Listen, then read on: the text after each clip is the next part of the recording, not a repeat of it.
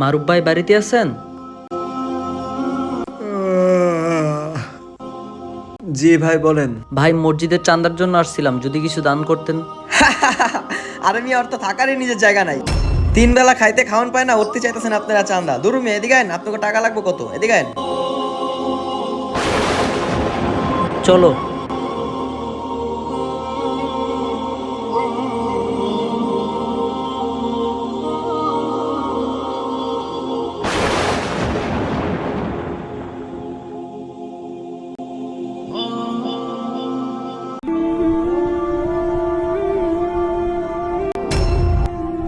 হে আল্লাহ, তোমার কাছে অনেক শুক্রিয়া। আরে এই জায়গায় এত বড় বাড়ি হইলো কবে? কিচ্ছুই বুঝলাম না।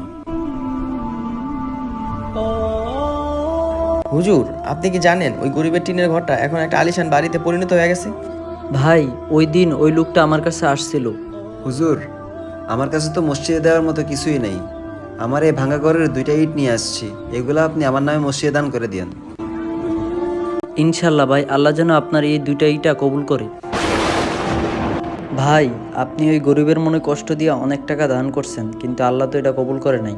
আর ওই গরিব ব্যক্তি মন থেকে দুইটা ইট মসজিদে দান করছে, আর ওইটা আল্লাহ তাআলা কবুল করে নিছে। ভাই আমাদের ফয়সালা আল্লাহ তাআলা আমাদের নিয়তের উপরই করেন।